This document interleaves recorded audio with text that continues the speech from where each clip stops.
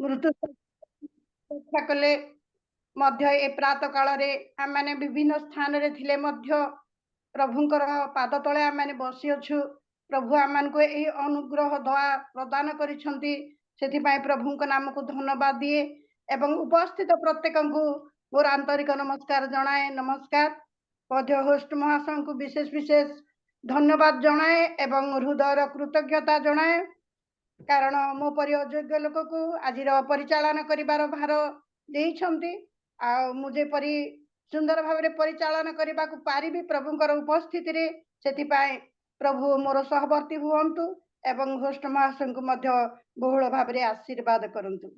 आमने मध्यस्थ प्रार्थना करिया अति सुंदर भाव में मध्यस्थ प्रार्थना रे प्रभु तांको बहुल भाव में आशीर्वाद करंतु। मध्य जो माने मध्यस्थ प्रार्थना करिसंती प्रभु से सकल प्रार्थना ए प्रात काल रे सुने अछंती। आम को प्रत्येक को बहुल भाव में आशीर्वाद मंगल दया करंतु। वर्तमान आम वार्षिप मध्य को जीवा आमने देखुछु आम गहन मध्य वार्षिप करने पुष्प भोआ भोया आनंद बलांगीर जॉइन होती। मु प्रभु नाम आह्वान करी महाशय सम्मुख को आसबे एवं स्तुति आराधना करी आम प्रत्येक को प्रभु निकटवर्ती कराइबे एवं प्रभुंकर धन्यवाद प्रशंसा करेंगे। मु वर्तमान प्रभु नाम आह्वान करे भौणी सम्मुख को आसबे आ प्रभुंकर उद्देश्य स्तुति आराधना करी आम प्रत्येक को प्रभुंकर निकटवर्ती करेंगे। धन्यवाद माँ, नमस्कार।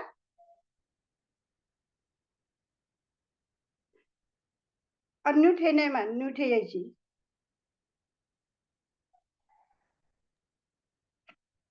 आपण को मध्य धन्यवाद मते सुंदर देथिबारु प्रभु को प्रशंसा निमंते मो गोटे प्रभु को गौरव करी गोटे गीत गाउथिबी।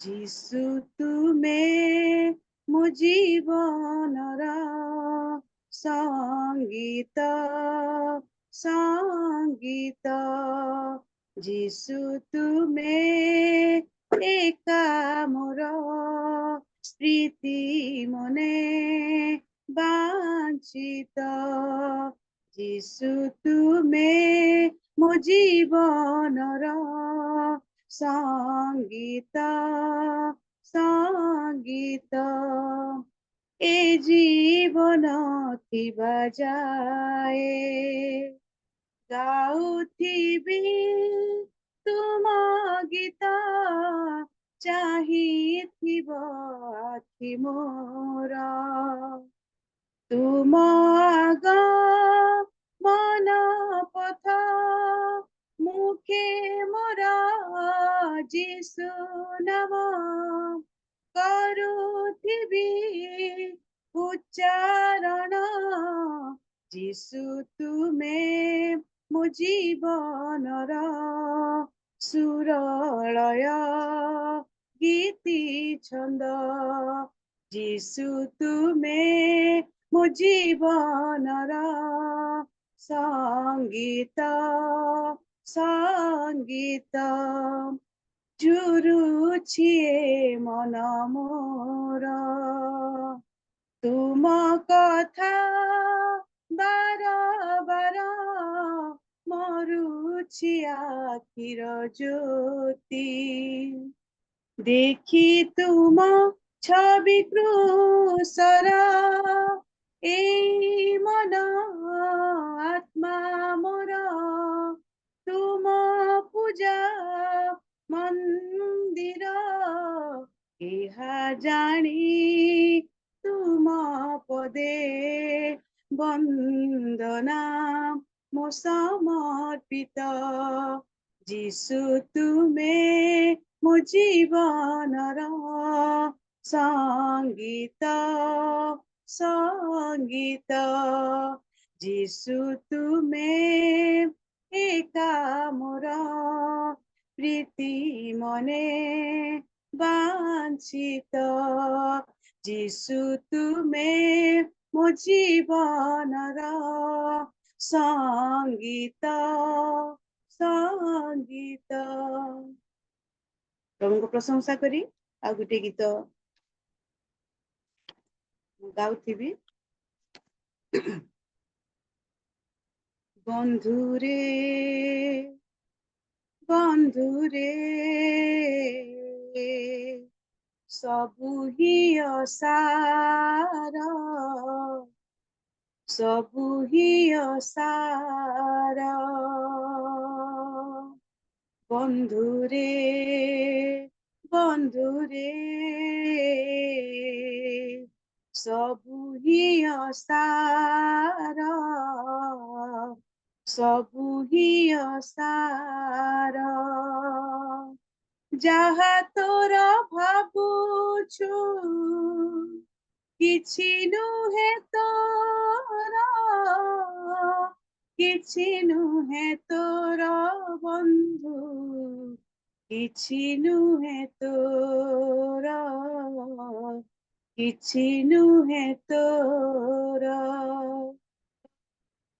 बंधुरे बंधुरे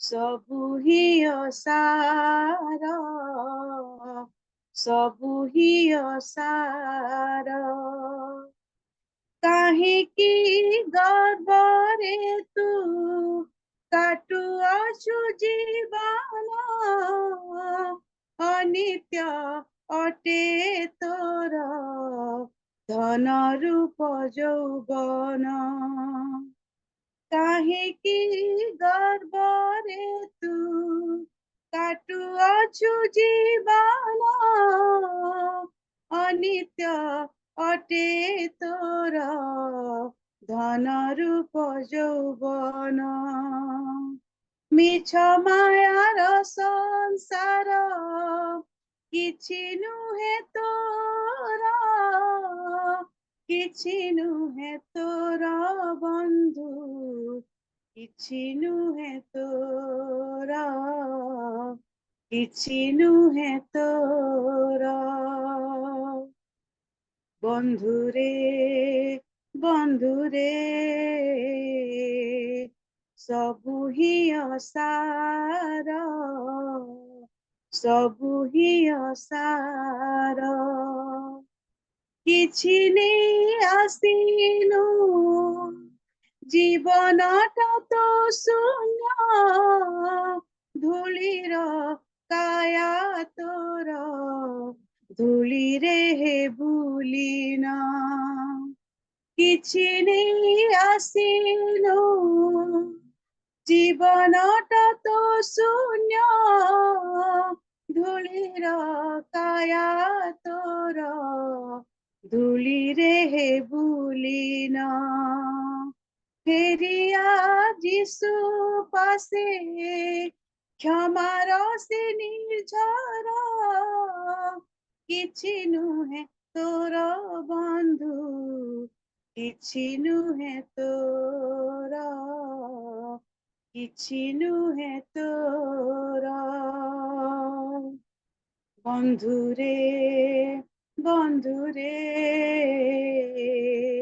सबु ही असार सबु ही असार जहा तोर भाबुछु किछि नुहे तोर किछि नुहे तोर बंधु किछि नुहे तोर किछि नुहे तोर बंधुरे बंधुरे सबु ही असार सबु ही असार सबु ही असार सबु ही असार धन्यवाद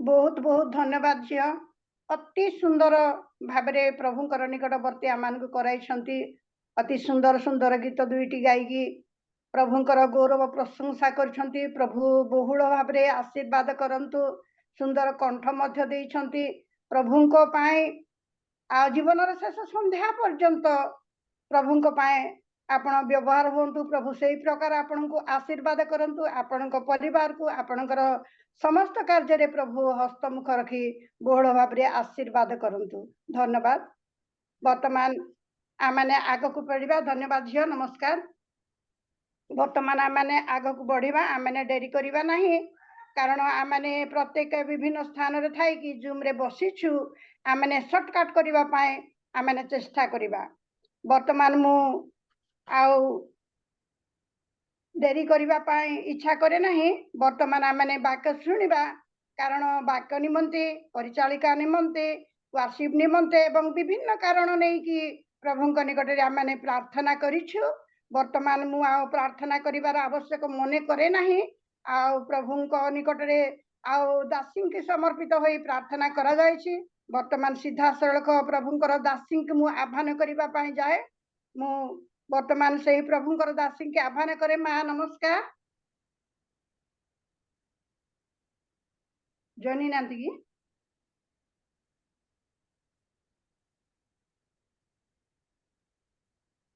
अच्छन्ति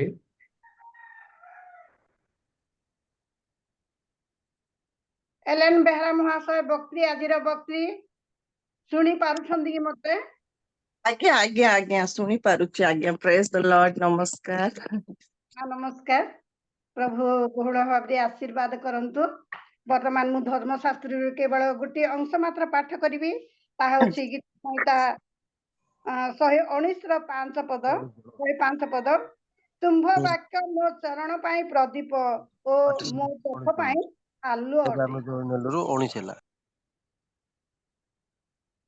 आज्ञा के कोन कहउछंदी कि ठीक अच्छी वर्तमान आमने जो वाक्य पढ़िलु सही वाक्य आम जीवन पाई प्रदीप एवं आम पथ पाई आलु अटे आज से सकल वाक्य शुणा ए प्रात काल आमने प्रभुंकर पाद तले बसीचु जीवंत वाक्य शुणा प्रभु तांकर दासी मुख दे प्रभुंकर वाक्य प्रकाश करंतु आमने जेतेक बसी अच्छु आमने प्रत्येक मनोयोगित सहित शुणा एवं प्रभुंकर वाक्य संचय करी आपण आपणार हृदय मध्य संग्रह कर रखिबा एवं सही आलोक पथरे आमने गमन करिबा आ झियंकर वाक्य मु अनेक थर सुनी छी तांकर वाक्य अति मधुर अति सुंदर स्पष्ट भी एवं जहाँ से प्रकाश करंती आ माइंड रे ताहा गच्छित होय रही जाए मो पाई अनेक थर प्रभुंकर दासींकर वाक्य मु सुनी छी आ यूट्यूब रे मधे मु सुनु थाए आ तांकर वाक्य अति मधुर अति सुंदर प्रभु तांको से शक्ति बुझिबा पाए आत्मा देइछन्ती वर्तमान मु प्रभुंक नाम रे तांको आह्वान करे से सम्मुख को आसीबे एवं प्रभुंकर वाक्यरु आमानकु कथा कही आमानकु प्रत्येकंकु प्रभुंकर निकटवर्ती करेबे मु अनुरोध करे आमाने प्रत्येक वीडियो ऑन करि बसिबा एवं आमाने जूम मध्य रे तांको किछि देई परिबा समस्त करताल देकी स्वागत करिबा उच्च करताल देकी स्वागत करिबा धन्यवाद मां वर्तमान आपण प्रभुंकर वाक्यरु आमानकु शिक्षा दे कढाई नेबे धन्यवाद धन्यवाद thank you praise the lord प्रभु को महान नाम को धन्यवाद दोची प्रभु पुनर्बार सुंदर सुजोग देचंती आपण मान को गहन रे प्रभुंकर वाक्यर सहभागिता पई सेति पई प्रभु को सर्वप्रथमे धन्यवाद दिए हमर होस्ट आज्ञा पीटर भाई को मध्य धन्यवाद दिए से मते स्मरण करिसंती आ सुंदर सुजोग मो पई करि देइछंती तांको भी धन्यवाद दिए आमने प्रार्थना रे आमने जो माने सहाय्य करिचु वर्शिप रे आ प्रिजाइडिंग रे सहाय्य करिथिबा मां को मध्य मु धन्यवाद दोची प्रभु समस्त को बहुल भाव रे आशीर्वाद करंतु आ आज आमे जत्ते जण ए स्थान रे उपस्थित प्रत्येक को मध्य मोर ख्रीष्ट प्रेम नमस्कार जणे तेबे आसंतु माने वाक्य मध्य को प्रवेश करिबा आउ आज हमर चिंता रहिबो जे आमे माने प्रार्थना करिचु प्रार्थना करूचु प्रार्थना मध्य करिबु प्रार्थना करने को भल पाई था किंतु कौन हुए ना केतेक विषय आम मान को पाखरे रही थाए जद्वारा कि आमे भाबु थाउ कौन ना आमे प्रार्थना करिचु बोलिका किंतु ताहा प्रभु को पाखरे पहुंची न थाए प्रभु को पाखरे पहुंची न थाए तो आमे ପ୍ରାର୍ଥନା କରିବା ପୂର୍ବରୁ କିଛିଟା ବିଷୟ ଆମ ମଧ୍ୟରେ ନ ରହିବା ଆବଶ୍ୟକ। ଆଜି ଆମେ ସେଇ ବିଷୟରେ ଚିନ୍ତା କରିବା।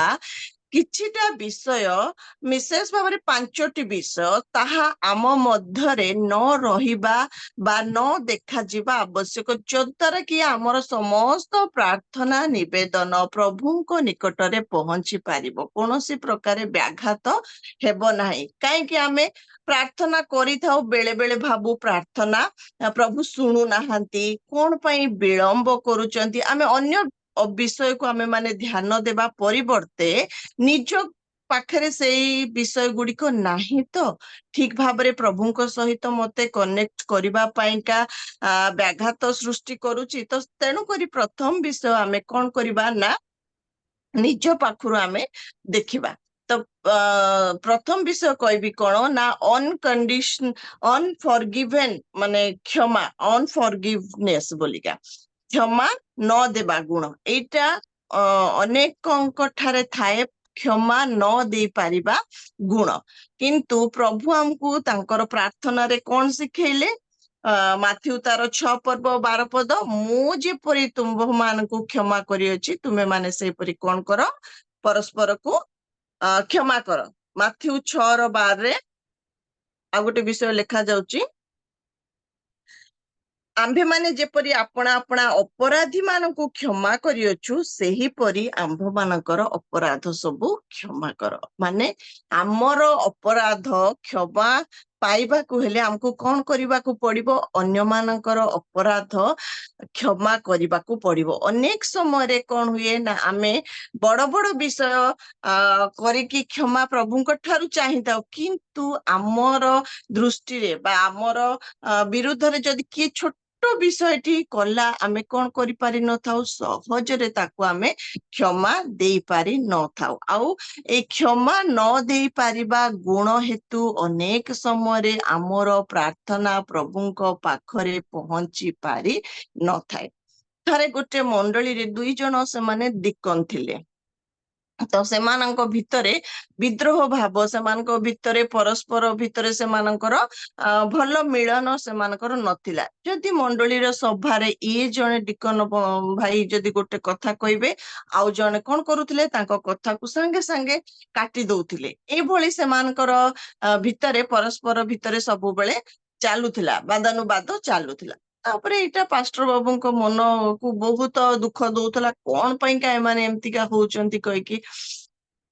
ଥରେ ଜଣେ ଡିକନ ଭାଇ ସେ କଣ କଲେ ନା ଅସୁସ୍ଥ ହେଇ ପଡିଲେ। ଏପରିକି ଅସୁସ୍ଥ, ତାଙ୍କ ପରିବାର ଭାବିଲେ କି ସେ ମାନେ ଏଇଟା ତାଙ୍କର ଶେଷ ଅବସ୍ଥା, ଆଉ ବୋଧେ ବଞ୍ଚିବେ ନାହିଁ। ଆଉ ଏଇଟା ବି ପାଷ୍ଟର ବାବୁ 2 ଜଣଙ୍କୁ ବୁଝଉଛନ୍ତି ବୁଝେଇକି ଯେ ଭାଇ ଅସୁସ୍ଥ ଅଛନ୍ତି, ତାଙ୍କୁ କଣ କଲେ ନା ସେଠୁ ସେ କହିଲେ ଠିକ ଅଛି, ମୁଁ ଯାଇକି ତାଙ୍କ ସହିତ ଗୋଟେ ଭଲ ବନ୍ଧୁତ୍ୱ ସ୍ଥାପନ କରିବି ବୋଲି। ତ ତାଙ୍କୁ ନେଇକି ଆସିଲେ ଏଇ ଅସୁସ୍ଥ ଡିକନ ଭାଇଙ୍କ ପାଖକୁ।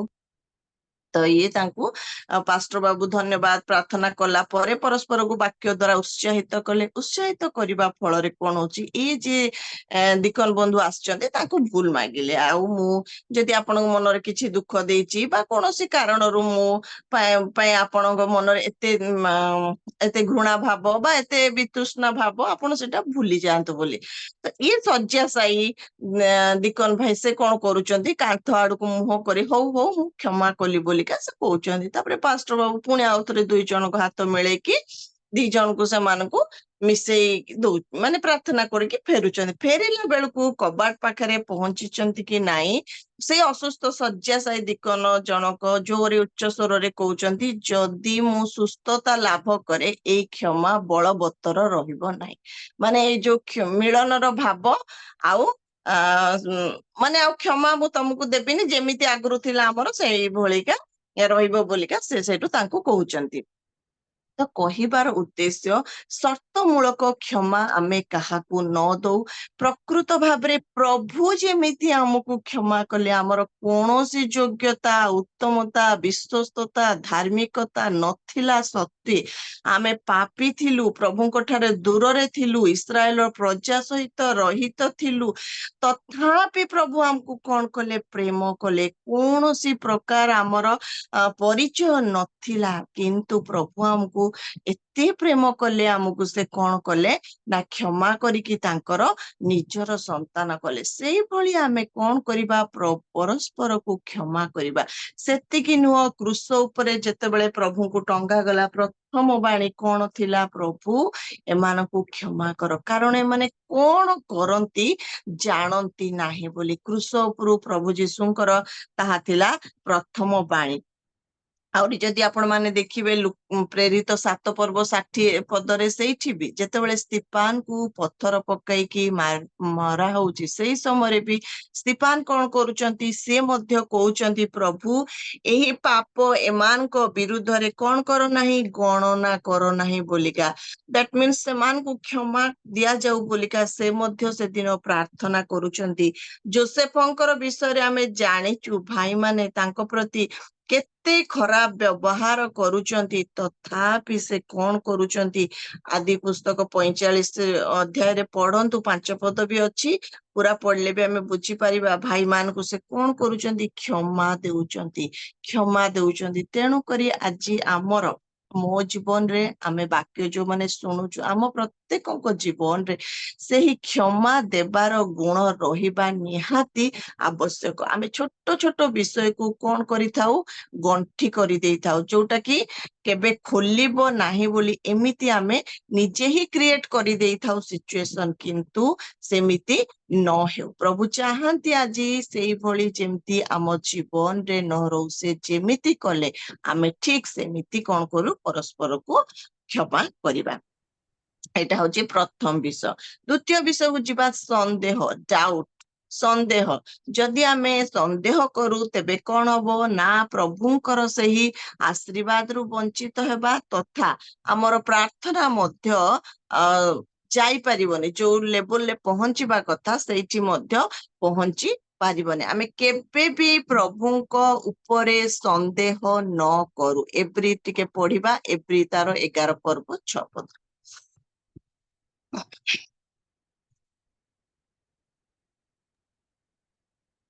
ଆଉ ବିଶ୍ୱାସ ବିନା ତାହାଙ୍କ ସନ୍ତୋଷ ପାତ୍ର ହେବା ଅସମ୍ଭବ, କାରଣ ଈଶ୍ୱର ଯେ ଅଛନ୍ତି, ସେ ଯେ ତାହାଙ୍କ ଅନ୍ୱେଷଣକାରୀମାନଙ୍କର ପୁରସ୍କାର ଦାତା, ଏହା ତାହାଙ୍କ ଛାମୁକୁ ଆସିବା ଲୋକର ବିଶ୍ୱାସ କରିବା ଆବଶ୍ୟକ।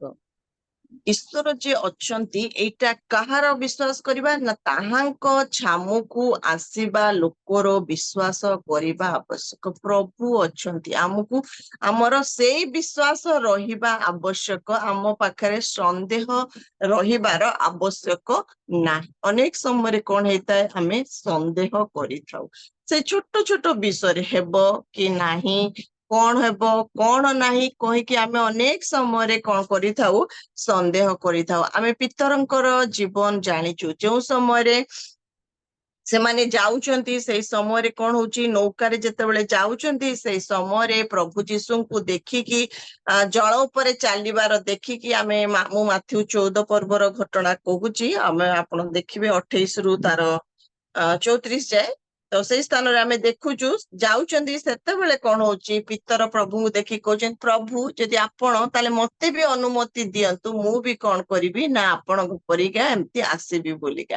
ପ୍ରଭୁ କହିଲେ ଠିକ ଅଛି ଆସ। କିନ୍ତୁ ଆସିଲା ବେଳେ କଣ ହଉଛି?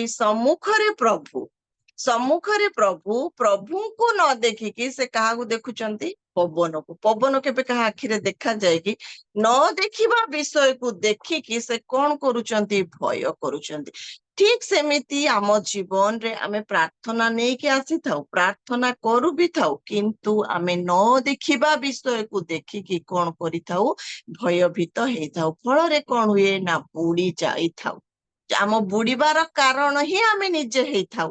ଆମେ ଭାବୁ ପ୍ରଭୁ କାହିଁକି ଦୟା କଲେନି, ପ୍ରଭୁ କାହିଁକି ରକ୍ଷା କଲେନି। ନାଇଁ, ଆମ ବୁଡିବାର କାରଣ ହିଁ ଆମେ ନିଜେ ହେଇଥାଉ। ଯେହେତୁ ଦେଖିବା ବିଷୟକୁ ଆମେ ନ ଦେଖିକି ଆମେ କଣ ଦେଖିଥାଉ? ନ ଦେଖିବା ବିଷୟକୁ ଆମେ ଦେଖିଥାଉ। ସେଥିପାଇଁ ବୁଡି ଯିବାର ସମ୍ଭାବନା ମଧ୍ୟ ରହିଥାଏ। ତ ଆମ ଜୀବନରେ ସେଇଭଳି ସନ୍ଦେହର ସ୍ଥାନ ନାହିଁ। ସନ୍ଦେହକୁ ଆମେ ମାନେ ରଖିବା ନାହିଁ। ଯେତେବେଳେ ମୁଁ ଦେଖେ ସେଇ କିଣାନୀୟ ସ୍ତ୍ରୀ କଥା, प्रभु जीशुଙ୍କ निकटକୁ ଆସୁଛି ତା ଝିଅକୁ ଭୟଙ୍କର ଭାବରେ ଭୂତ ଲାଗିଛି ସେତେବେଳେ ପ୍ରଭୁ ଯୀଶୁ କଣ କହୁଛନ୍ତି ନା ଏଇ ସନ୍ତାନ ମାନଙ୍କର ଆହାର କୁକୁର ମାନଙ୍କ ପାଖରେ ପକେଇବା ଉଚିତ ନାହିଁ ବୋଲି କହିଲାରୁ ସେ କେତେ ସୁନ୍ଦର ତାର ସେଇ ଯଦି ତା ପରବର୍ତ୍ତୀକୁ ଆସିଯିବା ମାଥ୍ୟୁ 15 ପର୍ବର ଘଟଣା କୁକୁର ପାଖରେ ପକେଇବା ଉଚିତ ନୁହଁ ସେ କଣ କହୁଛି 15:27 କିନ୍ତୁ ସେ କହିଲା ହଁ ପ୍ରଭୁ କାରଣ କୁକୁର ମାନେ ତ ନିଜ ନିଜ ପ୍ରଭୁଙ୍କ ମେଚରୁ ପଡିବା ଗୁଣ୍ଡି ଗୁଣ୍ଡା ଖାଆନ୍ତି କେଡେ ସୁନ୍ଦର ସେ ଜାଣିଛି ମୁଁ ଯାହାଙ୍କ ପାଖକୁ ଯାଉଛି ସେହି କେବଳ ମୋ ଝିଅକୁ ସୁସ୍ଥତା ଦେଇପାରନ୍ତି ତାଙ୍କ ବ୍ୟତୀତ ଅନ୍ୟ କେହି ନାହିଁ ସେ ଯାହା କହିଲେ ବି ମୋ ଝିଅକୁ ସେହି ସୁସ୍ଥତା ଦେଇପାରନ୍ତି ଆଜି ଆମେ ଯାହାଙ୍କ ଉପରେ ବିଶ୍ୱାସ କରିଛୁ ଯାହାଙ୍କ ନିକଟରେ ପ୍ରାର୍ଥନା କରୁଛୁ ଯାହାଙ୍କ ଠାରେ ଭରସା ରଖିଛୁ ସେହି ଆମର ସାହାଯ୍ୟକାରୀ ତାଙ୍କ ଛଡା ଆଉ କେହି କରିବେ ନାହିଁ ସେହି ବିଶ୍ୱାସ ଆମର ରହିବା ନିହାତି ଆବଶ୍ୟକ ସନ୍ଦେହ ସେଥିରେ ଆମର ଆବଶ୍ୟକ ନାହିଁ ତାପରେ ପ୍ରଭୁ କହୁଛନ୍ତି 28ରେ ସେଥିରେ ଯୀଶୁ ତାହାକୁ ଉତ୍ତର ଦେଲେ ଗୋ ନାରୀ ତୁମ୍ଭର ବଡ ବିଶ୍ୱାସ ତୁମ୍ଭର ଇଚ୍ଛା ଅନୁସାରେ ତୁମ୍ଭ ପ୍ରତି ଘଟୁ ସେହି ଦଣ୍ଡରୁ ତାହାର କନ୍ୟା କଣ ହଉଛି ସୁସ୍ଥ ହେଇଯାଉଛି ପ୍ରଭୁ ଆମଠାରୁ ସେହିଭଳି ବିଶ୍ୱାସ ଚାହାନ୍ତି ସେ ଚାହାନ୍ତି ନାହିଁ କି ଆମେ ସନ୍ଦେହ କରୁ କି ଆମେ ଅବିଶ୍ୱାସ କରୁ ପ୍ରଭୁଙ୍କୁ ତେଣୁ କରି ଆମେ କଣ କରୁ କେବେ ବି ହେଲେ ପ୍ରାର୍ଥନା କରିଛୁ ମାନେ ପ୍ରଭୁ ଶ୍ରବଣ କରିବେ ସେଇ ପ୍ରଭୁ ହୁଏତ ବିଳମ୍ବ ହେଇପାରେ ପ୍ରଭୁଙ୍କ ପ୍ରାର୍ଥନାରେ ବିଳମ୍ବ ହେଇପାରେ ୟେସ୍ ଥାଏ ନୋ ଥାଏ ୱେଟ୍ ଥାଏ ପ୍ରଭୁଙ୍କର ସମୟ ଅଛି ତେଣୁ କରି ଆମକୁ ସେ ପର୍ଯ୍ୟନ୍ତ ଆମକୁ ଧୈର୍ଯ୍ୟ ଧରିବାର ଅଛି ଆମକୁ ବିଶ୍ୱାସରେ ସ୍ଥିର ରହିବାର ଅଛି ଆମକୁ ଅବିଶ୍ୱାସ କରିବାର ନାହିଁ ଯଦି କାର୍ଯ୍ୟ ହଉନି ଅନ୍ୟ ପାରିପାର୍ଶ୍ୱିକ ଅବସ୍ଥାକୁ ଦେଖିକି ପିତରଙ୍କ ପରି ଆମେ ସେଇ ବୁଡି ଯିବାର ପରିସ୍ଥିତି ଆମ ଜୀବନରେ ନ ଆସୁ ଏଇଟା ହଉଛି ଦ୍ୱିତୀୟ ବିଷୟ ଯୋଉଟା ହଉଛି କଣ ନା ଡାଉଟ ତୃତୀୟ ବିଷୟକୁ ଯିବା ଅବାଧ୍ୟତା ବା ଅନାଜ୍ଞାବହତା ଡିସଓବିଡିଏନ୍ସ ସେଇଟା ହଉଛି ମଧ୍ୟ ଆମର ଯଦି ଅବାଧ୍ୟ ଜୀବନ କାଟୁ ତାହା ମଧ୍ୟ ଆମର ପ୍ରାର୍ଥନାକୁ ରୋକିବାରେ ଗୋଟିଏ ଇନଗ୍ରିଡିଏଣ୍ଟସ ହେଇଥାଏ ସେଇଟା ତେଣୁ କରି ଆମେ ଆମ ଜୀବନରେ ଅବାଧ୍ୟତା ନ ରହିବା ଆବଶ୍ୟକ କିନ୍ତୁ ଏଇଟା ସ୍ୱାଭାବିକ ପ୍ରଭୁ ଯାହା କହନ୍ତି ଆମେ ତାକୁ କଣ କରିନଥାଉ କରିପାରିନଥାଉ ପ୍ରଥମରୁ ଦେଖୁଛୁ ଆଦମଙ୍କ ଜୀବନରୁ ଆମେ ଦେଖୁଛୁ ପ୍ରଭୁ କହିଲେ ଖାଇବ ନାହିଁ କିନ୍ତୁ ସେ କଣ କଲେ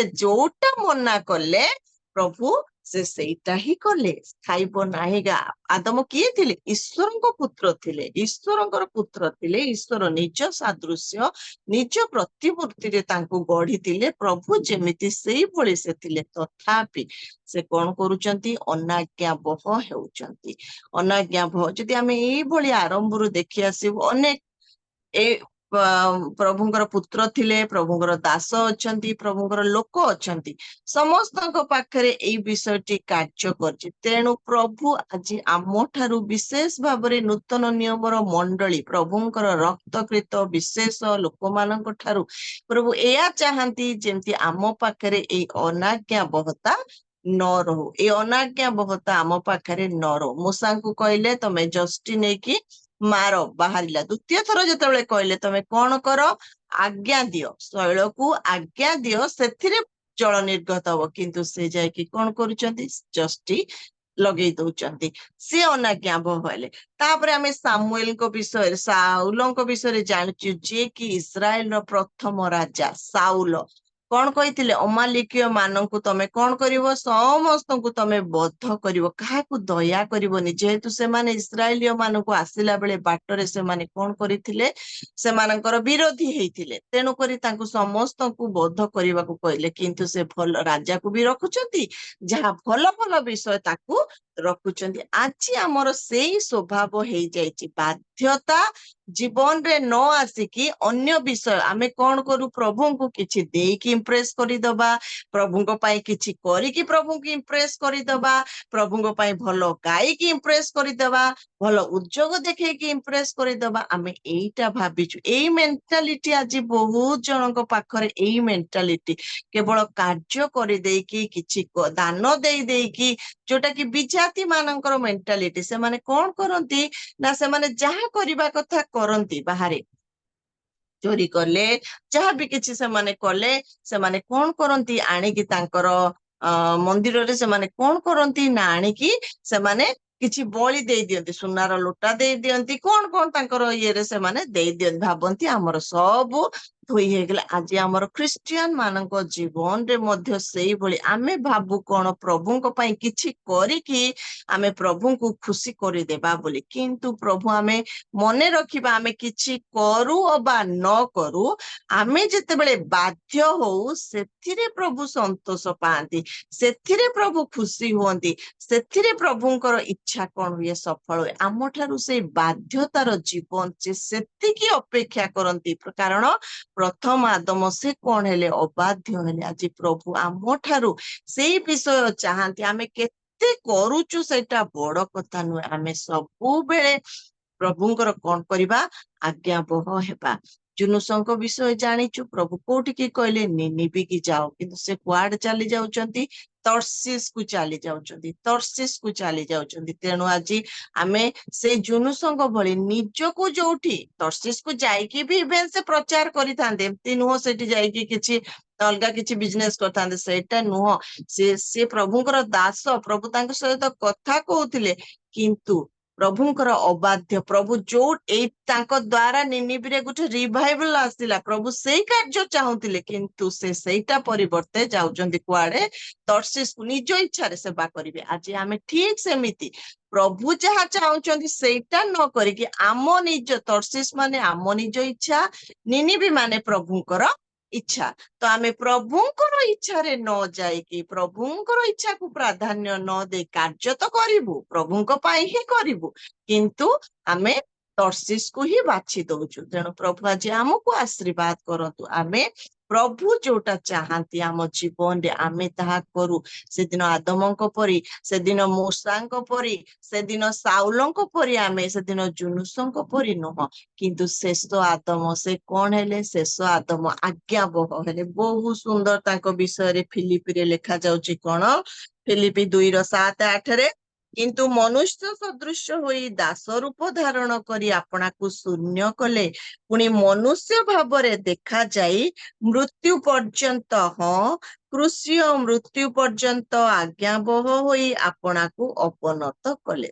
ଏଇ ଶେଷ ଆଦମ କେତେ ଆଜ୍ଞାବହ ହେଲେ। ଆଜି ପ୍ରଭୁ ଚାହାନ୍ତି ଆମେମାନେ ସମସ୍ତେ ପ୍ରଭୁଙ୍କର ଆଜ୍ଞାବହ ହଉ, ଫଳରେ ଆମର ପ୍ରାର୍ଥନା ଶୁଣିବେ। ପ୍ରାର୍ଥନା ପ୍ରଭୁଙ୍କ ସହିତ ଆମକୁ କନେକ୍ଟ କରାଏ, ପ୍ରଭୁ ଚାହାନ୍ତି ଆମର ପ୍ରାର୍ଥନା ଶୁଣିବା ପାଇଁ, ପ୍ରାର୍ଥନା ଦ୍ଵାରା ଆମେ ପ୍ରଭୁଙ୍କ ସହିତ କଥାବାର୍ତ୍ତା କରିଥାଉ, କିନ୍ତୁ ଏମିତି ନ ହଉ ପ୍ରଭୁଙ୍କ ସହିତ ଆମର କଥାବାର୍ତ୍ତା କେବଳ ୱାନ୍ ସାଇଡେଡ ହେଇଯାଉ, ଆମେ ଖାଲି କହିଚାଲୁ, କିନ୍ତୁ ପ୍ରଭୁ କୁହନ୍ତୁ ଅବା ନ କୁହନ୍ତୁ, ଆମେ କହିକି କେବଳ ଖାଲି ଖୁସି ହେଇଯାଇଥାଉ, ନାଇଁ ମୁଁ ଏତେ ପ୍ରାର୍ଥନା କଲି ବୋଲି। ଏଇଟା ଆମର ଲକ୍ଷ୍ୟ ନୁହଁ, ଏଇଟା ଆମର ଲକ୍ଷ୍ୟ ପ୍ରଭୁଙ୍କ ସହିତ ଯେମିତି ଆମର ଏପଟୁ ବି ଯେମିତି ଯାଉଛି ପ୍ରାର୍ଥନା, ସେପଟୁ ବି ସେମିତି ଉତ୍ତର ଆସୁ, ଏପଟୁ ଯେମିତି କଥା ଯାଉଛି ସେପଟୁ ବି ସେମିତି କଥା ଶୁଣିବା, ଏଇଟା ଆମର ଲକ୍ଷ୍ୟ ହେବା ଆବଶ୍ୟକ। ଯଦି କିଛି ଅବାଧ୍ୟତାର ବିଷୟ ଥାଏ, ତେବେ ଆମେ କଣ କରିବା, ସେଟାକୁ ଆଗେ ପ୍ରଥମେ ସେଟାକୁ ଆମେ କଣ କରିବା, ଠିକ କରିବା।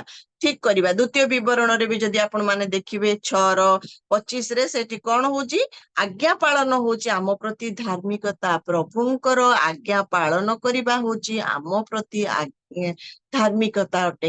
ଆଉ ଯୋଉମାନେ ପ୍ରଭୁଙ୍କର ଆଜ୍ଞା ପାଳନ କରନ୍ତି, ପ୍ରଭୁ ସେମାନଙ୍କର ସହସ୍ର ପୁରୁଷ ପର୍ଯ୍ୟନ୍ତ ସେମାନଙ୍କୁ କଣ କରିଥାନ୍ତି, ଆଶୀର୍ବାଦ କରିଥାନ୍ତି। ଏ ସମସ୍ତ ବିଷୟ ମଧ୍ୟ ଆମେ ଦେଖିବାକୁ ପାଇଥାଉ। ଆଉ ଏଫେସୀ 5:6 ଯଦି ଆପଣ ମାନେ ଦେଖିବେ, ସେଠି ଲେଖା ଯାଉଛି ଅନାଜ୍ଞାବହ ସନ୍ତାନ ମାନଙ୍କ ଉପରେ କଣ ହୁଏ, ଈଶ୍ୱରଙ୍କର କ୍ରୋଧ ବର୍ତ୍ତେ ଅନାଜ୍ଞାବହ ଯଦି ଅନାଜ୍ଞାବହ ହଉଛୁ ସେଦିନ ଇସ୍ରାଏଲୀୟ ମାନେ ମଧ୍ୟ ପ୍ରଭୁଙ୍କର ଆଜ୍ଞାକୁ ସେମାନେ ମାନି ନଥିଲେ ପ୍ରଭୁ ଯାହା ଚାହିଁ ନଥିଲେ ସେମାନେ ସେଇଟା କରୁଛନ୍ତି ତେଣୁକରି ପ୍ରଭୁ ଆଜି ଆମଠୁ ଚାହାନ୍ତି ଆମେ ଜଣେ ଜଣେ କଣ ହଉ ପ୍ରଭୁଙ୍କର ଆଜ୍ଞା ପାଳନକାରୀ ହଉ ଉପଦେଶକରେ ଲେଖାଯାଉଛି 12 ପର୍ବ 13 ପଦରେ କଣ କହୁଛନ୍ତି ସାର କଥା ଏଇ ସବୁ ଶୁଣା ଯାଇଅଛି ପ୍ରଭୁଙ୍କୁ ଭୟ କର ଆଉ ତାହାଙ୍କର ଆଜ୍ଞା ସବୁ ପାଳନ କର ଏଇଟା ହଉଛି ମନୁଷ୍ୟର ପୂର୍ଣ୍ଣ କର୍ତ୍ତବ୍ୟ କର୍ମ ଆମ କର୍ମ ଆମେ ଜାଣିଲୁ ତାକୁ ଉଚିତ ଭାବରେ କରିବା ଆମର କର୍ତ୍ତବ୍ୟ କାର୍ଯ୍ୟ ନ ଜାଣିଛୁ ବୋଲି ନାହିଁ ଜାଣିଛୁ କିନ୍ତୁ ଅନେକ ସମୟରେ ଆମେ ସେଇଟାକୁ କଣ କରିଥାଉ ନେଗ୍ଲେକ୍ଟ କରିଥାଉ କରିନଥାଉ କିନ୍ତୁ ସେଇ ସ୍ୱଭାବ ଆମ ଭିତରେ ନଥାଉ ଶେଷ ଆଦମ ଯେମିତି ମୃତ୍ୟୁ ପର୍ଯ୍ୟନ୍ତ ଆଜ୍ଞାବହ ହେଲେ ଆମେ ଯେତେ ଦିନ ପର୍ଯ୍ୟନ୍ତ ଜଗତରେ ବଞ୍ଚିଛୁ ପ୍ରଭୁଙ୍କର ଆମେ ଆଜ୍ଞାବହ ଦଉଥିବା ଏଇଟା ହିଁ ପ୍ରଭୁ ଆମ ଠାରୁ ଚାହାନ୍ତି ଏତଦ୍ ଦ୍ୱାରା ଆମର ପ୍ରାର୍ଥନା ପ୍ରଭୁଙ୍କ ସହିତ କନେକ୍ଟ ହେଇପାରିଥାଏ ଏଇଟା ହଉଛି ତୃତୀୟ ବିଷୟ ଚତୁର୍ଥ ବିଷୟ ହଉଛି ପ୍ରାର୍ଥନା ଆଉ ପ୍ରଭୁଙ୍କର ପ୍ରଶଂସା କରିବାକୁ ଯେମିତି ଆମେ ଇଗ୍ନୋର ନ କରୁ ପ୍ରାର୍ଥନା କରିବାକୁ ଅବହେଳା ନ କରୁ କି ପ୍ରଭୁଙ୍କର ପ୍ରଶଂସା କରିବାକୁ ଆମେ ଅବହେଳା ନ କରୁ କେତେବେଳେ ଅବହେଳା ଆସିଥାଏ ଯେତେବେଳେ ପ୍ରତିକୂଳ ପରିସ୍ଥିତି ଆସି ଯାଇଥାଏ ସେତେବେଳେ ଆମେ ପରିସ୍ଥିତି ବିଷୟ ଅନ୍ୟମାନଙ୍କ ସହିତ ସେୟାର କରିଥାଉ କିନ୍ତୁ ପ୍ରଭୁଙ୍କ ନିକଟକୁ ପ୍ରାର୍ଥନା କରି ନଥାଉ ଲୋକମାନଙ୍କୁ ପ୍ରେୟାର ରିକ୍ୱେଷ୍ଟ ଦେଇଥାଉ ଲୋକମାନଙ୍କ ନିକଟରେ କହିଥାଉ କିନ୍ତୁ ନିଜେ ପ୍ରାର୍ଥନା କରିନଥାଉ ଆଉ ପ୍ରଶଂସା ତ କରିବା ବହୁତ କଷ୍ଟ ଆମ ପାଇଁ ସେଇ ସମୟରେ ପ୍ରଶଂସା କରିବା ବହୁତ କଷ୍ଟ ହେଇଯାଇଥାଏ କିନ୍ତୁ ଯଦି ଆମେ ଦେଖିବା ଟିକେ ପଢିବା ପ୍ରେରିତ 16 ପର୍ବର 25 ପଦ ପ୍ରେରିତ 16:25 କିନ୍ତୁ ପ୍ରାୟ ମଧ୍ୟରାତ୍ରରେ ପାଉଲ ଓ ସିଲା ଈଶ୍ୱରଙ୍କ ନିକଟରେ ପ୍ରାର୍ଥନା ଓ ସ୍ତବଗାନ କରୁଥିଲେ ଆଉ ବନ୍ଦୀମାନେ ଶୁଣୁଥିଲେ ଆମେନ୍ ଆମେ ଏଇ ସମୟରେ ଜାଣିଛୁ ସେମାନଙ୍କୁ କାରାଗାରରେ ନିକ୍ଷେପ ପାଦରେ ହରିକାଠ ଲଗେଇଦେଲେ ବସିବାର ସୁବିଧା ନାହିଁ କୌଣସି ପ୍ରକାର ସେମାନଙ୍କର ସୁବିଧା ନାହିଁ ଏପରି ସ୍ଥଳେ ମଧ୍ୟରାତ୍ର ସମୟ ବି ଲେଖାଯାଉଛି ପାଉଲ ସିଲା କଣ କରୁଛନ୍ତି ପ୍ରାର୍ଥନା ଆଉ ସ୍ତବଗାନ କରୁଥିଲେ ଆଉ ବନ୍ଦୀ ମାନେ ସେଇ ସବୁକୁ ଶୁଣୁଥିଲେ ତେଣୁ କରି ଅନେକ ସମୟରେ ଯେତେବେଳେ ପରିସ୍ଥିତି ଭଲ ଥାଏ ଯେତେବେଳେ ସବୁ କିଛି ସୁଖକର ହେଇଥାଏ ସେତେବେଳେ ପ୍ରାର୍ଥନା ଧନ୍ୟବାଦ ବହୁତ ସୁନ୍ଦର ଦେଇଥାଉ ଆମେ କିନ୍ତୁ ପ୍ରତିକୂଳ ପରିସ୍ଥିତିରେ ଆମକୁ ପ୍ରାର୍ଥନା କରିବା ପାଇଁ ବି କଷ୍ଟ ହେଇଥାଏ ପ୍ରଶଂସା ବି ମୁଖରୁ ବାହାରି ନଥାଏ କିନ୍ତୁ ପ୍ରଭୁ ଚାହାନ୍ତି ଆମେ ଯେମିତି ସେଇ ପରିସ୍ଥିତିରେ ବି ଆମେ ପ୍ରଭୁଙ୍କର ପ୍ରଶଂସା କରୁ ଆଉ ପ୍ରଭୁଙ୍କର ନିକଟରେ ପ୍ରାର୍ଥନା କରୁ ଏହା ହିଁ ପ୍ରଭୁ ଆମ ଠାରୁ ଚାହାନ୍ତି ଏଇଟାକୁ ଯେମିତି ଆମେ ଇଗ୍ନୋର ଅବହେଳା ଆମେ ଯେମିତି ନ କରୁ ପରିସ୍ଥିତି ଭଲ ହେଲେ ବି କରିବା ପରିସ୍ଥିତି ଯଦି ଆମର ପ୍ରତିକୂଳ ଦେଇକି ଯାଉଛି ନିନ୍ଦା ତାଡନା ଅପମାନର ଯଦି ଆମେ ସମ୍ମୁଖୀନ ହେଉଛୁ ଆମକୁ ଜେଲରେ ରଖାଯାଉଛି ତେବେ ବି ଆମେ ସେଇ ସ୍ଥାନରେ ମଧ୍ୟ ରହିକି ପ୍ରଭୁଙ୍କର ଆମେ କଣ କରୁଥିବା ନା ଆମେ ପ୍ରଭୁଙ୍କର ପ୍ରଶଂସା କରୁଥିବା ଏଇଟା ହଉଛି ଚତୁର୍ଥ ବିଷୟ ପଞ୍ଚମ ବିଷୟ ଶେଷ ବିଷୟ ହଉଛି ପ୍ରାଇଡ ଗର୍ବ ଯୋଉଟା କି ଗର୍ବ ବା ସେଲ୍ଫ ରିଲାଏନ୍ସ ସେଇଟା ଯଦି ଆମ ପାଖରେ ଥାଏ ତେବେ ଆମର ପ୍ରାର୍ଥନା ପ୍ରଭୁଙ୍କର ଆମେ ଭାବୁଛୁ ଆମେ କଲୁ ବୋଲି କିନ୍ତୁ ପ୍ରଭୁଙ୍କର ନିକଟବର୍ତ୍ତୀ ହୋଇ ନଥାଏ ବହୁତ ଡେଞ୍ଜରିୟସ୍ ଏଇ ବିଷୟଟି ତେଣୁ କରି ଆମେ ଏଥିପ୍ରତି ଯତ୍ନବାନ ହେବା ନିହାତି ଆବଶ୍ୟକ ଆଉ ଏହା କଣ କରେ ଆମର ସମସ୍ତ ଆଶୀର୍ବାଦକୁ ବ୍ଲକ ମଧ୍ୟ କରିଦେଇଥାଏ ଏଇ ଗର୍ବ ଛୋଟ ବିଷୟଟି ଗୋଟେ ଏହା ମଧ୍ୟ କଣ କରିଥାଏ ଆମର ସବୁ ଆଶୀର୍ବାଦକୁ ତାହା ଅଟକେଇକି ରଖିଦେଇଥାଏ ଯଦି ଆମେ ଦେଖିବା ଦ୍ୱିତୀୟ ତିମୋଥୀ 3 ପର୍ବ 1 ପଦ 2 ପଦ ସେଇ ସ୍ଥାନରେ ଶେଷ କାଳରେ ଭୀଷଣ ସମୟ ଉପସ୍ଥିତ ହେବ ଲୋକମାନେ କଣ ହେବେ ଆତ୍ମ ପ୍ରିୟ ହେବେ ଆଉ କଣ ହେବେ ଆତ୍ମଗର୍ବୀ ହେବେ ବୋଲି ସେଇ ସ୍ଥାନରେ ଲେଖାଯାଉଛି କିନ୍ତୁ ଏହା ଜାଣିଥାଅ ଯେ ଶେଷ କାଳରେ ଭୀଷଣ ସମୟ ଉପସ୍ଥିତ ହେବ କାରଣ ଲୋକମାନେ ଆତ୍ମପ୍ରିୟ ଧନଲୋଭୀ ଆତ୍ମଗର୍ବୀ ଅହଙ୍କାରୀ ନିନ୍ଦକ ପିତାମାତାଙ୍କର ଅବାଧ୍ୟ ଅକୃତଜ୍ଞ ଅପବିତ୍ର ସ୍ନେହଶୂନ୍ୟ ଅମିଳନପ୍ରିୟ ଅପବାଦକ ଅଜିତେନ୍ଦ୍ରିୟ ପ୍ରଚଣ୍ଡ ଉତ୍ତମ ବିଷୟର ଘୃଣାକାରୀ। ଠିକ ଅଛି, ଆମେ ଏଇ ପ୍ରଥମଟା ହିଁ ନେଇଯିବା, ଆତ୍ମପ୍ରିୟ। ମାନେ କେବଳ ନିଜକୁ ହିଁ ଏଇଟା ଶେଷ କାଳର ଏଇଭଳି ହେବ ନାହିଁ ବୋଲି ଆମେ ଜାଣିନୁ, ଆମ ପାଖରେ ବି ଆସିବ। ତେଣୁ କରି ବାକ୍ୟ ଆମକୁ ସବୁବେଳେ ସତର୍କ କରାଏ, ଏଇଟା ଯେତେବେଳେ ଆସିବ ଆମେ ଜାଣିଯିବ, ଏଇଟା ନ୍ୟାଚୁରାଲ। ଆମେ ଭାବିବୁନି ଯେ ଆମ ପାଖକୁ ଆସିବନି, ଓଭର କନଫିଡେନ୍ସ ହବା ଆବଶ୍ୟକ ହିଁ ନାହିଁ, ଆସିବ, ଏଇଟା ନ୍ୟାଚୁରାଲ।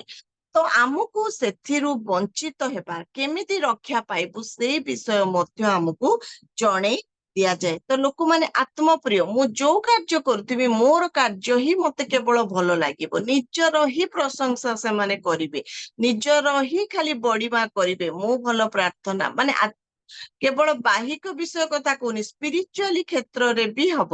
ଆମର ମଣ୍ଡଳୀ ଭଲ, ଆମର ୱର୍ସିପ ଭଲ, ଆମର ତ କହିବା ବହୁତ କମ, ମୋର ସବୁବେଳେ ମୋର ମନୋଭାବଟା ଆସିଯିବ, ଯୋଉଟା କି ବହୁତ ଡେଞ୍ଜରିୟସ। ତେଣୁକରି ଆମକୁ ସେଥିରୁ ଆମକୁ ବଞ୍ଚିତ ହେବାର ନିହାତି ଆବଶ୍ୟକ। ପ୍ରଥମରେ ଲେଖାଗଲା ଆତ୍ମପ୍ରିୟ, ଧନ ଲୋଭୀକି ଛାଡି ଦିଅନ୍ତୁ, ତାପରେ ହଉଛି ଆତ୍ମଗର୍ବୀ ହେବେ, ଅହଙ୍କାରୀ ହେବେ ଲୋକମାନେ। ଏଇଟା ହଉଛି ଶେଷ କାଳର ଲକ୍ଷଣ। ଶେଷ କାଳରେ ହିଁ ଏଇ ସବୁ ଘଟିବ, ଆମେ ମଧ୍ୟ ସେଇ ଭିତର ଦେଇ ଯିବା। ତ ଆମକୁ ସେଥିପାଇଁ କଣ ରହିବାକୁ ପଡିବ? ସତର୍କ ଆମକୁ ରହିବାକୁ ପଡିବ। ଆମେ ଯେମିତି ସେଥିପ୍ରତି ସତର୍କ ରହିବା। ଆମେ ଯଦି ସେଇ ଲୁକ 18କୁ ଚାଲିଯିବା, ସେଇଠି 2 ଜଣ ବ୍ୟକ୍ତିଙ୍କର ଆମେ ପ୍ରାର୍ଥନା ଦେଖୁଛୁ। ଲୁକ 18ର 9କୁ ଯିବା, 9ରୁ 14 ସେ ସ୍ଥାନରେ ଲେଖା ଯାଉଛି, ଜଣେ ଫାରୁସି ଆଉ ଜଣେ କରଗ୍ରାହୀ 2 ଜଣ ଆସୁଛନ୍ତି ପ୍ରାର୍ଥନା କରିବା ପାଇଁ। ତ ପ୍ରାର୍ଥନା କଲା ବେଳେ ଫାରୁସି ଜଣକ ଅନ୍ୟକୁ ତୁଚ୍ଛ କରିକି, ମାନେ ମୁଁ ଭଲ, ଆତ୍ମପ୍ରିୟ ନା ଗର୍ବୀ, ମୋ ପାଖରେ ସବୁ ଗୁଣ ଅଛି ବୋଲି ସେ କେତେ ସୁନ୍ଦର ତାକୁ ମାନେ ଦେଖେଇବା ପାଇଁକା ସେ କହୁଛି କଣ, 2 ଜଣ ଲୋକ ପ୍ରାର୍ଥନା କରିବାକୁ ମନ୍ଦିରକୁ ଗଲେ, ଜଣେ ଫାରୁସି ଆଉ ଜଣେ କରଗ୍ରାହୀ। ଫାରୁସି ଦଣ୍ଡାୟମାନ ହୋଇ କାହା ପାଖରେ? ଆପଣା ନିକଟରେ ଏମିତି ପ୍ରାର୍ଥନା କରିବାକୁ ଲାଗିଲା, ହେ ଈଶ୍ୱର, ମୁଁ ତୁମକୁ ଧନ୍ୟବାଦ ଦଉଅଛି ଯେ ମୁଁ ଅନ୍ୟ ସମସ୍ତ ଲୋକଙ୍କ ପରି ଅତ୍ୟାଚାରୀ, ଅଧାର୍ମିକ, ବ୍ୟଭିଚାରୀ କିମ୍ବା ଏହି କରଗ୍ରାହୀ ପରି ସୁଦ୍ଧା ନୁହଁ। ମୁଁ ସପ୍ତାହରେ 2 ଥର ଉପବାସ କରିଥାଏ, ସମସ୍ତ ଆୟର 10ମାଂଶ ଦେଇଥାଏ। ଦେଖନ୍ତୁ ୟା ପାଖରେ କେତେ ଭଲ ଗୁଣ ବି ଥିଲା। ଏମିତି ନାହିଁ ଯେ ସେ କରିନି କହୁଛି ବୋଲି, କିନ୍ତୁ ସେ ଅତ୍ୟାଚାରୀ ସତରେ ନଥିଲା, ଅଧାର୍ମିକ ନଥିଲା, ବ୍ୟଭିଚାରୀ ନଥିଲା, କରଗ୍ରାହୀ ମାନେ ପାପୀ ବୋଲି କୁହାଯାଏ ସେଇ ବି ନଥିଲା, 10ମାଂଶ ଦଉଥିଲା, ଉପବାସ କରୁଥିଲା, ପ୍ରାର୍ଥନା କରୁଥିଲା, ତଥାପି ତାର କଣ ହଉଛି? ପ୍ରାର୍ଥନା ଶୁଣା ଯାଉ ନାହିଁ। କାହିଁକି? ସେ ଅନ୍ୟକୁ ତୁଚ୍ଛ କରୁଛି, ନିଜକୁ ସେ ପ୍ରିୟ ମନେ କରୁଛି। ତ କହିବାର ଆଜି ଉଦ୍ଦେଶ୍ୟ, ଯଦି ଆମେ ସମସ୍ତ ଆତ୍ମିକ ବିଷୟ କରୁଥାଉ କିନ୍ତୁ ସେଥିରେ ଯଦି ଆତ୍ମଗର୍ବ ରହିଯାଇଥାଏ, ତେବେ ତାହା କୌଣସି ପ୍ରକାର ସେ ଦାନ ଦେଉ, 10ମାଂଶ ହେଉ, ସେବା କରୁ, ୱର୍ସିପ କରୁ, ପ୍ରଚାର ବି ଇଭେନ୍ କରୁ। ମୋର ପ୍ରଚାର ସବୁଠାରୁ ଭଲ, ମୁଁ ଯେତେବେଳେ ଯାଏ ଜୁମ୍ ଭର୍ତ୍ତି ହେଇଯାଏ, ଲୋକମାନଙ୍କର ଚିନ୍ତା ଏଇଟା। କିନ୍ତୁ ଏଇ ସବୁରୁ ଆମେ ଜାଗ୍ରତ ରହିବା ନିହାତି ଆବଶ୍ୟକ। ବାକ୍ୟ ଆମକୁ ଦିଆଯାଇଛି, ସମାଲୋଚନା ନୁହଁ, ଆମେ ନିଜକୁ ଯେମିତି, ଆମ ମୁଖରୁ ସେଇଟା ଯେମିତି ନ ବାହାରୁ, ଆମ ହୃଦୟରେ ଯେମିତି ସେଇ ଚିନ୍ତାଟା ପ୍ରବେଶ ନ କରୁ। ସେଦିନ ଲୁସିଫର ସେଥିପାଇଁ ସ୍ୱର୍ଗ ହରେଇଲା। ଆମେ କାହା ପରି? ସର୍ବପରିସ୍ଥଙ୍କ ପରି ଆମେ ହେବୁ ବୋଲି ତାର ମନର ଆଶା ଥିଲା। ଗର୍ବ ପାଇଁକା ତାର ପତନ ହେଉଛି ଆମେ ଜାଣିଛୁ। ନବକୁଦ୍ନିଶ୍ଚର ଠାରୁ ତାର ରାଜ୍ୟ, ମୋ ରାଜ୍ୟ ସବୁଠୁ ଭଲ ବୋଲିକା, ତାର ଗର୍ବ ପାଇଁ ତା ଠାରୁ ତାର ରାଜ୍ୟ କଣ ହଉଛି? ଚାଲି ଯାଉଛି। ଆଜି ପ୍ରଭୁ ଆମକୁ ବଡ ଦାୟିତ୍ୱ ଦେଇଛନ୍ତି, ତାଙ୍କର ରାଜ୍ୟ ପାଇଁ ଆମେ ପ୍ରସ୍ତୁତ ହଉଛୁ। ଯେମିତି ଆମ ପାଖରେ ଏଇ ଗର୍ବ ନଥାଏ, ଛୋଟ ବିଷୟଟି କିନ୍ତୁ ବହୁତ ବିପଦ ସୃଷ୍ଟି କରିଥାଏ। ତ ପ୍ରଭୁ ଆମ ସମସ୍ତଙ୍କୁ ଆଶୀର୍ବାଦ କରନ୍ତୁ, ଯେମିତି ଆମର ପ୍ରାର୍ଥନା ପ୍ରଭୁଙ୍କ ସହିତ ଠିକ ମନୋଭାବର ପ୍ରାର୍ଥନା ହେଉ, ଠିକ ମନୋଭାବର ହଉ, ଯଦ୍ୱାରା କି ପ୍ରଭୁଙ୍କ ସହିତ ଆମକୁ କଣ କରିପାରୁଥିବ ନା କନେକ୍ଟ କରି ପାରୁଥିବ। ଏଇ ଗର୍ବ ବିଷୟରେ ଗୋଟେ ଛୋଟ ଉଦାହରଣଟେ ଦେବି। ଗୋଟେ ପୋଖରୀରେ 2ଟି ହଂସ ରହୁଥିଲେ, ଆଉ ଗୋଟେ କଛୁଆ, ମାନେ କଇଁଛ ରହୁଥିଲେ, ଗୋଟେ କଛୁଆ ସେମାନେ ରହୁଥିଲେ। ତ ସେଇ ପୋଖରୀରେ କଣ ହେଇଛି ନା ପାଣି ଖରା ଦିନ ପାଣି ଶୁଖିବାକୁ ଲାଗିଲା। ତ ହଂସ 2 ଜଣ କଥା ହେଲେ ପାଣି ଶୁଖି ଯାଉଛି, ଆମକୁ ଏଠି ରହିବା ପାଇଁକା କଷ୍ଟ ହେବ। ତ ଆମେ କଣ କରିବା ନା ଏଇ ସ୍ଥାନ ଛାଡିକି ଆଉ ଯୋଉଠି ପାଣି ଅଛି ଆମେ ସେଇ ସ୍ଥାନକୁ ଆମେ ମାନେ ପଳେଇ ଯିବା। ଠିକ ଅଛି, 2 ଜଣ ପ୍ଲାନ୍ କଲେ। ଆଉ ସେ କଛୁଆକୁ ବି କହୁଛନ୍ତି ଭାଇ ଆମେ ଏଇଟା ଚିନ୍ତା କଲୁ, ଆମେ ଏ ସ୍ଥାନ ଛାଡିକି ଆଉ ଗୋଟେ ସ୍ଥାନକୁ ପଳେଇବୁ। ସେ କହିଲେ ଆରେ ଆମେ ଏକାଠି ରହୁଥିଲୁ, କଥା ହଉଥିଲୁ, ତମେ ମତେ ଛାଡି କେମିତି ପଳେଇବ? ତମେ ମତେ ନେଇକି ବି ଯିବ, ତମେ ଯୋଉଠିକି ଯିବ ମତେ ତମେ ନେଇକି ଯିବ।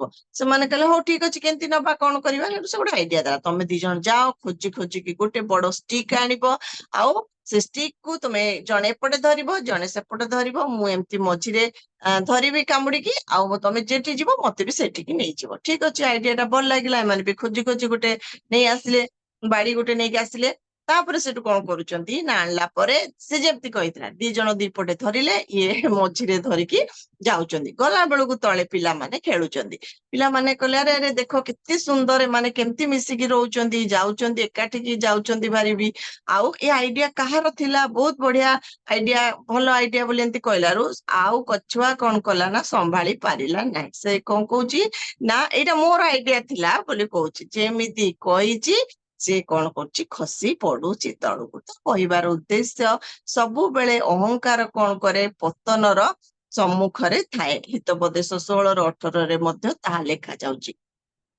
ତ ଆମର ବିନାଶର କାରଣ ହେଇଥାଏ ଗର୍ବ, ଆମର ପ୍ରାର୍ଥନା ନ ଶୁଣା ଯିବାର କାରଣ ହେଇଥାଏ ଗର୍ବ। ତ ଆମେ ଏଥିପ୍ରତି ବିଶେଷ ଜାଗ୍ରତ ହେବା ନିହାତି ଆବଶ୍ୟକ ରହିଛି। କୋଉ ଭଳି ପ୍ରାର୍ଥନା କଲେ ପ୍ରଭୁ ଶୁଣିବେ, ସେଇଟା ଖାଲି ମୁଁ ଅଳ୍ପ ସମୟ କହିକି ଶେଷ କରିବି। 145 ଗୀତ, 145 ଗୀତ ଆମେ ଦେଖିବା 18ରୁ 20। 145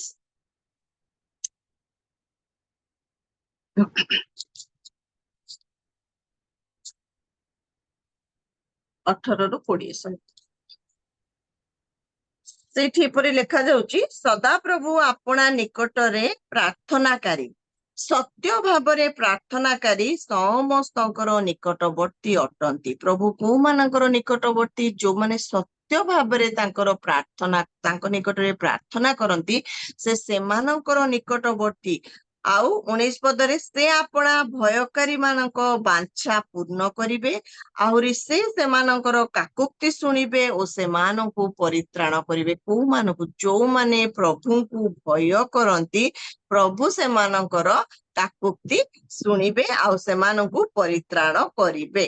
ଆଉ ତାପରେ 20ରେ, ସଦାପ୍ରଭୁ ଆପଣା ପ୍ରେମକାରୀ ସମସ୍ତଙ୍କୁ ରକ୍ଷା କରନ୍ତି। ପ୍ରଭୁ କୋଉମାନଙ୍କୁ? ଏଇ ସ୍ଥାନରେ କଣ୍ଡିସନ, ଆମେ ଯେତେ ଜଣ ସତ୍ୟ ଭାବରେ, ଛଳନା ନଥିବ, ସତ୍ୟ ଭାବରେ ପ୍ରଭୁଙ୍କର ନିକଟବର୍ତ୍ତୀ, ପ୍ରଭୁ ସେମାନଙ୍କୁ କଣ କରନ୍ତି? ସେମାନଙ୍କର ପ୍ରାର୍ଥନା ଶୁଣନ୍ତି। ଯୋଉମାନେ ପ୍ରଭୁଙ୍କୁ ଭୟ କରନ୍ତି, ଜଗତକୁ ନୁହେଁ, ଅନ୍ୟ କୌଣସି ବିଷୟକୁ ନୁହେଁ, ପ୍ରଭୁଙ୍କୁ ଭୟ କରନ୍ତି, ପ୍ରଭୁ ସେମାନଙ୍କର ନିକଟବର୍ତ୍ତୀ ହେବେ, ବାଞ୍ଛା ପୂର୍ଣ୍ଣ କରିବେ ଆଉ ସେମାନଙ୍କର କାକୁକ୍ତି ଶୁଣିବେ। ଆଉ ପ୍ରଭୁ ଯୋଉମାନଙ୍କୁ କଣ କରନ୍ତି? ଯୋଉମାନେ ପ୍ରଭୁଙ୍କୁ ପ୍ରେମ କରନ୍ତି, ଅନ୍ୟ ବିଷୟକୁ ନୁହେଁ, ପ୍ରଭୁଙ୍କୁ ପ୍ରେମ କଲେ ପ୍ରଭୁ କଣ କରିବେ? ତାଙ୍କୁ ରକ୍ଷା କରିବେ। ସୁନ୍ଦର ବିଷୟ, ଆମ ପାଖରେ ତାର ଉପାୟ ମଧ୍ୟ ଲେଖା ଯାଉଛି। ତେଣୁ କରି ଆମେ ମାନେ ପ୍ରାର୍ଥନା ଯାହା କରୁଛୁ, ଯାହା ବାଞ୍ଛା କରୁଛୁ, ଆମେ ତା ଯଦି ଆମର ପ୍ରାର୍ଥନା ପ୍ରଭୁ ଶୁଣନ୍ତି ବୋଲି ଆମେ ଚାହୁଁଛୁ, ତାହେଲେ ଆମେ କଣ କରିବା? ସତ୍ୟ ଭାବରେ ଆମେ ପ୍ରାର୍ଥନା କରିବା, ପ୍ରଭୁ ଭୟକାରୀ ହେବା, ଅନ୍ୟ କୌଣସି ବିଷୟକୁ ଭୟ କରିବା ଆବଶ୍ୟକ ନାହିଁ। ପ୍ରଭୁଙ୍କୁ ଭୟ କରିବା, ପ୍ରଭୁଙ୍କୁ ହିଁ ପ୍ରେମ କରିବା। ଆଜି ଆମେ କଣ ହଉଛି? ଅନ୍ୟାନ୍ୟ ବିଷୟକୁ ପ୍ରେମ ବେଶୀ କରୁଛୁ, ପ୍ରଭୁଙ୍କୁ ଆମର ପ୍ରେମ କରିବାଟା କମି ଯାଉଛି। ତ ପ୍ରଭୁ ଚାହାନ୍ତି ଆମେ ଏଇଭଳି ସତ୍ୟ ଭାବରେ ପ୍ରଭୁ ଭୟକାରୀ ହେଇକି ଆଉ ପ୍ରଭୁଙ୍କୁ ପ୍ରେମ କରିବା ଲୋକ ଆମେ ହେଉ। ଆମର ସମସ୍ତ ମନ ପ୍ରାଣ ଅନ୍ତଃକରଣ ଦେଇକି ଆମେ କଣ କରୁ? ପ୍ରଭୁଙ୍କୁ ପ୍ରେମ କରୁ। ଗୀତ 103ରେ 4ରେ ବହୁତ ସୁନ୍ଦର ଲେଖା ଯାଉଛି, ପ୍ରଭୁଙ୍କ ପାଖରେ 133ର 4ରେ ବହୁତ ସୁନ୍ଦର ଲେଖା ଯାଉଛି, ପ୍ରଭୁଙ୍କୁ ଆମେ କାହିଁକି ଭୟ କରିବା? କାହିଁକି? ତାଙ୍କ ପାଖରେ କ୍ଷମା ଅଛି। ମାତ୍ର ତୁମ୍ଭକୁ ଯେପରି ଭୟ କରାଯାଏ, ଏଥିପାଇଁ ତୁମ୍ଭଠାରେ କ୍ଷମା ଅଛି। ତ ଏଇ କ୍ଷମା ଯଦି ଆମେ ପାଇବାକୁ ଚାହୁଁ ଆମେ ପ୍ରଭୁ ଭୟକାରୀ ହେବା ଆଉ ସେଇ କ୍ଷମା ମଧ୍ୟ ଆମେ କଣ କରିପାରିବା ଅନ୍ୟକୁ ଦେଇପାରିବା। ପ୍ରଭୁ ଆମ ପ୍ରତ୍ୟେକଙ୍କୁ ତାଙ୍କ ବାକ୍ୟ ଶୁଣିବା ସହିତ ବାକ୍ୟ ପାଳନ କରିବା ପାଇଁ ପ୍ରକୃତ ପ୍ରାର୍ଥନା ଯୋଦ୍ଧା ହେବା ପାଇଁ ଆମ ଜଣ ଜଣକୁ ସାହାଯ୍ୟ କରନ୍ତୁ। ସେ ଯୋଉ ଅନଫରଗିଭନେସ ର କାର୍ଯ୍ୟ କରୁଛି ଯୋଉଟାକୁ ଆମେ ଅନଫରଗିଭନେସ ସ୍ପିରିଟ ବି କହିପାରିବା, କ୍ଷମା ନ ଦେଇପାରିବା ମନୋଭାବ ସେଇଟା ଆମ ଠାରୁ ଦୂର ହେଉ।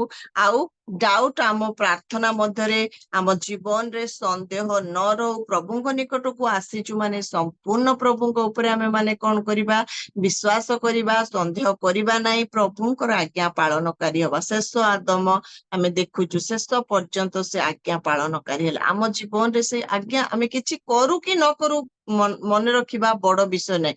ଆଜି ଆମର ଟାର୍ଗେଟ ହେଇଯାଇଛି ଆମେ ଖାଲି କରିବୁ କିନ୍ତୁ ବାଧ୍ୟ ହେବୁନି, ସେଥିରେ କିଛି ଲାଭ ନାହିଁ, କିଛି ଲାଭ ନାହିଁ। ତ ପ୍ରଭୁ ଆମଠୁ ଚାହାନ୍ତି ଗୋଟେ ବାଧ୍ୟ ଛୋଟ ଜୀବନ, ଛୋଟ ବିଷୟ ଆମେ ସବୁବେଳେ ପ୍ରଭୁଙ୍କର ଆଜ୍ଞା ପାଳନକାରୀ ହେବା। ଏଇଟାକୁ ଆମେ ମନେ ରଖିବା। ସାଉଲ ତ କାର୍ଯ୍ୟ କଲେ, ମାରିଲେ ଦୁର୍ବଳ ରୁଗ୍ଣ ଲୋକମାନଙ୍କୁ, କିନ୍ତୁ ରାଜାକୁ ବଞ୍ଚେଇ ରଖୁଛନ୍ତି ଆଉ ଭଲ ଭଲ ବିଷୟକୁ ବଞ୍ଚେଇ ରଖୁଛନ୍ତି। ଟିକେ ତାଙ୍କ ନିଜର ବି ମିଶେଇ ଦେଲେ ଜ୍ଞାନଟା, ଫଳରେ ତାଙ୍କ ଠାରୁ ତାଙ୍କ ପ୍ରଭୁ କହୁଛନ୍ତି ଯିଏ ଆମକୁ ତୁଚ୍ଛ କରିଛି ଆମେ ମଧ୍ୟ ତାକୁ ତୁଚ୍ଛ କରିବୁ ବୋଲି। ପ୍ରଭୁଙ୍କର ତେଣୁ କରି ଆଜ୍ଞା ପାଳନକାରୀ ହେବା ନିହାତି ଆବଶ୍ୟକ। ଆମ ପାଖରେ ସେଇ ପ୍ରାର୍ଥନା ଆଉ ପ୍ରଭୁଙ୍କର ପ୍ରଶଂସା ସବୁବେଳେ ରହିବା ଆବଶ୍ୟକ। ତାକୁ ଯେମିତି ଆମେ ଅବହେଳା ନ କରୁ, ଇଗ୍ନୋର ତାକୁ ଆମେ ନ କରୁ। ପରିସ୍ଥିତି ଯାହା ହଉ ନା କାହିଁକି ପ୍ରଭୁଙ୍କୁ ଆମେ ଜାଣିଛୁ, ଆମ ପ୍ରଭୁଙ୍କ ପାଖକୁ ଆମେ ଆସିଛୁ କୌଣସି ବିଷୟ ଆମକୁ ପ୍ରାର୍ଥନା କରିବାରୁ ପ୍ରଶଂସା କରିବାରୁ ଯେମିତି ରୋକି ନ ପାଏ। ପଞ୍ଚମ ବିଷୟ ଦେଖିଲୁ ଗର୍ବ ବା ସେଲ୍ଫ ରିଲାଏନ୍ସ, ସେଟା ଆମ ପାଖରେ ଯେମିତି ନ ରହୁ, ଫଳରେ ଆମର ପ୍ରାର୍ଥନା ପ୍ରଭୁଙ୍କ ସହିତ କନେକ୍ଟ ହେଇପାରିବ ନାହିଁ। ଆଉ କେମିତି ହବା ପ୍ରାର୍ଥନାକାରୀ ନା ସତ୍ୟ ଭାବରେ ପ୍ରାର୍ଥନା କରିବା, ପ୍ରଭୁଙ୍କର ଭୟକାରୀ ହେବା, ପ୍ରଭୁଙ୍କର ପ୍ରେମକାରୀ ହେବା। ପ୍ରଭୁ ଆମ ପ୍ରତ୍ୟେକଙ୍କୁ ଆଶୀର୍ବାଦ କରନ୍ତୁ। ଆମେନ୍। ବହୁତ ବହୁତ ଧନ୍ୟବାଦ ଝିଅ। ଅତି ସୁନ୍ଦର ଭାବରେ ପ୍ରଭୁଙ୍କର ବାକ୍ୟ ନେଇ ବୁଝିଲା ଭଳି, ସ୍ମରଣରେ ରହିଲା ଭଳି ପ୍ରଭୁଙ୍କର ବାକ୍ୟ ଆମମାନଙ୍କୁ ଦେଇଛନ୍ତି 5ଟି ପଏଣ୍ଟ ନେଇକି। କିନ୍ତୁ ମୁଁ ପୁନର୍ବାର ତାହା ଦୋହରେଇବା ପାଇଁ ଯାଏ ନାହିଁ, କାରଣ ପ୍ରତ୍ୟେକ ବସିଛୁ ଏବଂ ମନୋଯୋଗ ସହିତ ଶୁଣିଛୁ। ପୁନର୍ବାର 2ଟି ପ୍ରସଙ୍ଗ କଲା ଭଳି ଆଉ ତାହା ଟିପି ରଖିକି ପୁନର୍ବାର କହିବା ପାଇଁ ମୁଁ ଇଚ୍ଛା ପ୍ରକାଶ କରେ ନାହିଁ। ପ୍ରଭୁ ତାଙ୍କୁ ବହୁଳ ଭାବରେ ଆଶୀର୍ବାଦ କଲେ।